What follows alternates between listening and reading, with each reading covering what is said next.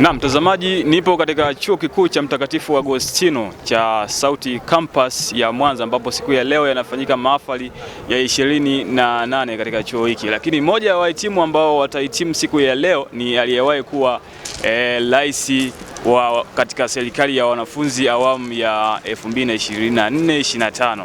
Karibu sana bro. Asante sana, nashukuru. Naam, labda tunatamani pia tujue safari yako imekuwa vipi, uweze kushare experience na sisi kwa muda wote ambao umekuwa hapa chuo. Labda ni mambo gani ambayo unatamani pia kutuambia? Kwanza kabisa tupate utangulizi.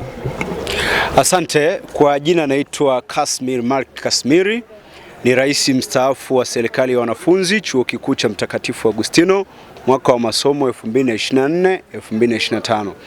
Kwanza kabisa mimi nilikuja hapa chuoni na uongozi ni kitu ambacho nakipenda sana katika maisha yangu. Kwa hiyo nilivyofika nikaanza kutafuta namna ya kuona kama naweza nikaishi ndoto zangu za kiuongozi.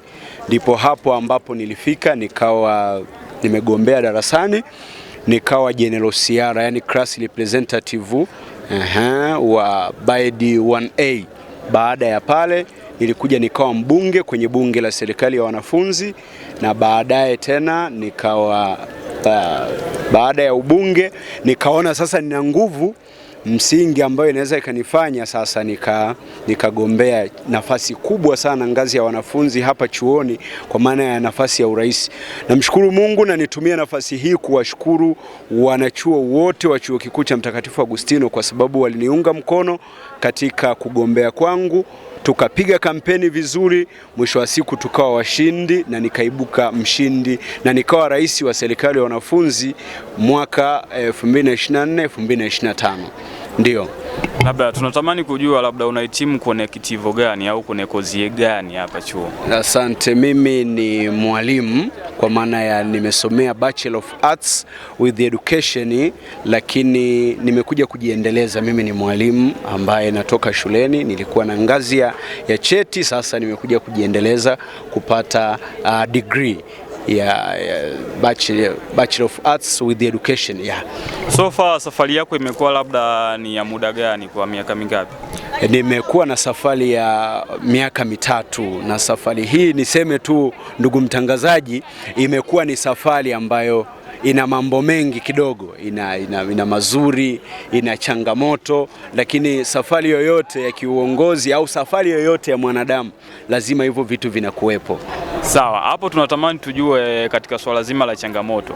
Kuna changamoto ambazo zimejitokeza kwenye uongozi, lakini pia kuna changamoto ambazo zimejitokeza wewe mwenyewe binafsi katika masomo yako. So far tunapenda kwanza tujue changamoto gani ambazo ulipitia ukiwa kwenye swala zima la kuongoza wanafunzi katika serikali ya katika chuo cha Mtakatifu Agostino. Asante ndugu mtangazaji. Kwanza kabisa, changamoto ya kwanza unapokuwa kiongozi wa serikali ya wanafunzi ni ratiba. Ratiba inakuwa ni ngumu kwa maana ya muda wa kufanya majukumu ya serikali ya wanafunzi na muda wa kuingia darasani. Hivi vitu vinaleta changamoto sana. Maana yake muda mwingi unaweza ukajikuta huko kwenye majukumu wakati muda huo ulitakiwa uwe darasani. Kwa hiyo changamoto ya kwanza ni majukumu, yani ule ratiba, muda wa majukumu na muda wa darasani inakuwa ni changamoto kidogo. Lakini pia changamoto nyingine, tunasema kuna changamoto zinazoletelezwa na ofisi nyingine. Mfano, kuna changamoto za mikopo. Mikopo kwa wanafunzi ni kitu cha msingi sana ambacho kinawasaidia na kuwawezesha wao kusukuma maisha yao. Lakini inapotokea mikopo ile haipo, inakuwa ni changamoto kubwa. Kwa hiyo wao wanafunzi wanakuja kukuvaa wewe kiongozi wao, ambapo wanaamini wewe ndio utawasaidia. Kwa hiyo wewe unaanza kufight na kupigana kwa ajili ya kutatua ile changamoto. Kimsingi ile ni changamoto kubwa. Lakini pia changamoto nyingine tulikuwa tunakutana nazo, changamoto za kitaaluma. Za kitaaluma kwa maana ya wanafunzi wenzetu wanakumbana na changamoto za incompletes. Namshukuru Mungu, viongozi wa chuo, mamlaka zinazohusika na masuala ya utatuzi wa changamoto za kitaaluma, yani makamu mkuu wa chuo taaluma, lakini pia director wa undergraduate walikuwa wanashirikiana vizuri sana na serikali ya wanafunzi kuzisolve, lakini inasovika tayari, imeshakuwa changamoto. Kwa hiyo niseme tu ni changamoto. Nyingine zinatokana na wanafunzi wenyewe. Unakuta wanafunzi wanajichanganya katika makundi mengine, mnaenda kuwatoa polisi, kwa ule muda unakuwa unakimbia, mwisho wa siku tunaenda hivyo. Lakini tunamshukuru Mungu, makamu mkuu wa chuo na viongozi wengine walitoa ushirikiano wa hali ya juu sana, mlezi wa wanafunzi na mamlaka nyingine. Nimshukuru makamu wangu wa rais Madam Priska Kajuna na viongozi wengine, waziri mkuu, baraza la mawaziri, wabunge wote. Basi tulishirikiana tukazitatua zikakaa vizuri.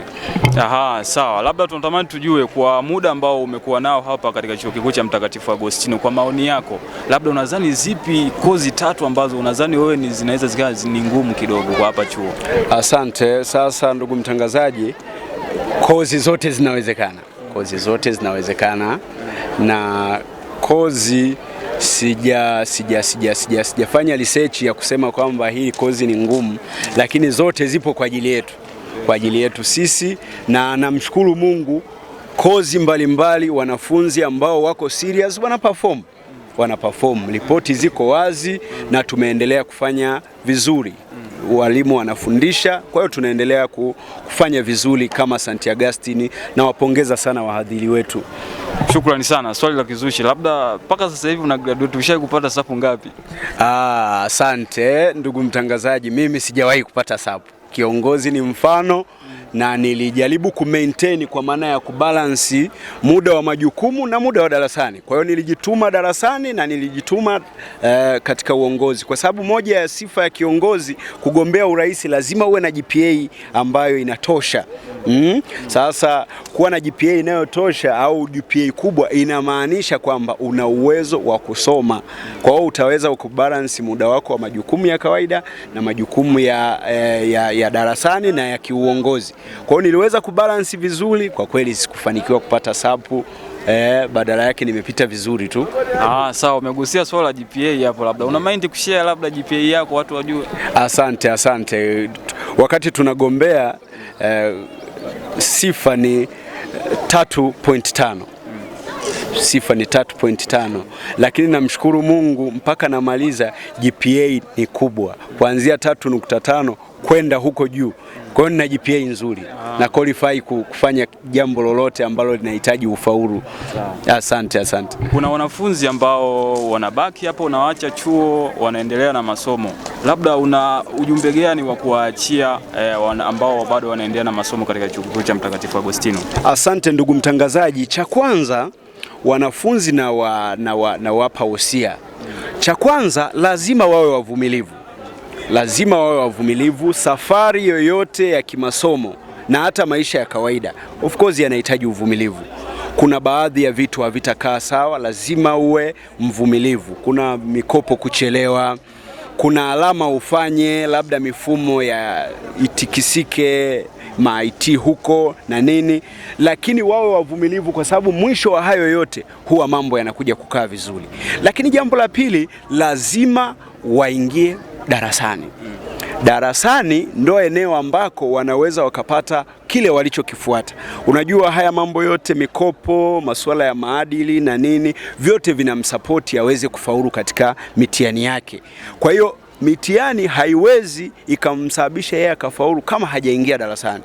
Kwa na waasa wanafunzi wote waingie darasani, waattend vipindi vyote kadiri ya ratiba ilivyo. Lakini pia wasia wangu mwingine, kama kutakuwa na changamoto, mtu ana changamoto, ziko njia za kutatua changamoto. Ziko ofisi hapa chuoni ambazo ukiingia lazima jambo lako walisolve. Kwa mfano, tuna ofisi kwanza ya serikali ya wanafunzi. Kuna mawaziri wa Wizara ya Mikopo, kuna waziri wa Wizara ya Elimu, kuna waziri wa Katiba na Sheria. Kwa hiyo unaona, ukifika serikali ya wanafunzi unasaidiwa. Lakini in case hilo jambo ni kubwa, linahitaji uende ofisi mbalimbali, kuna ofisi nyingi sana ni supportive hapa chuoni.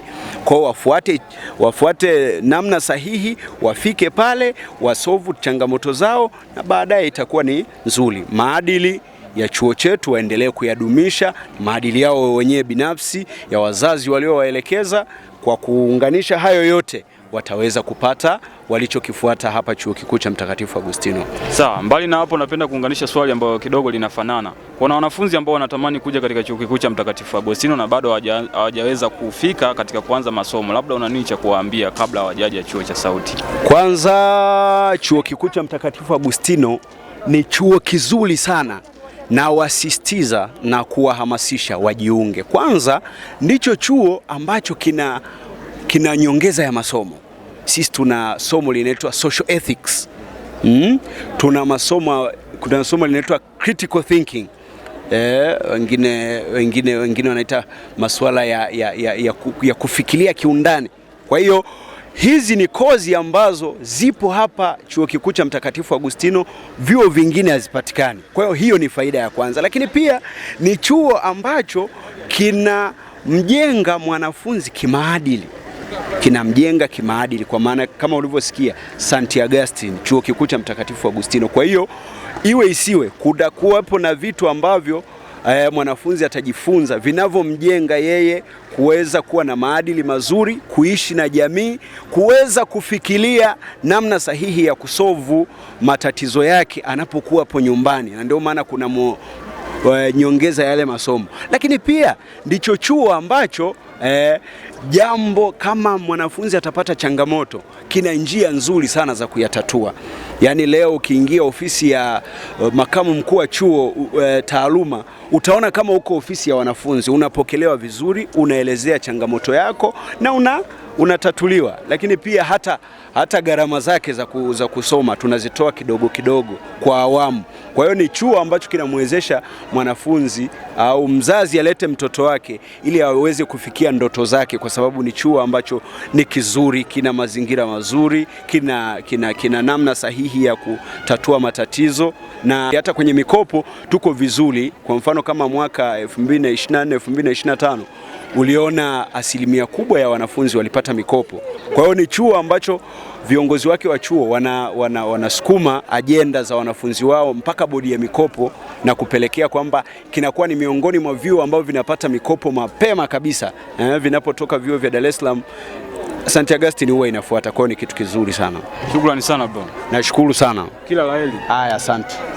Naam, huyo alikuwa ni rais mstaafu wa serikali ya wanafunzi SAUTISO awamu ya 2024-2025. Kuna mambo mengi ambayo wameweza kuzungumza kufikia paka hapo. Sina la ziada. Bye bye.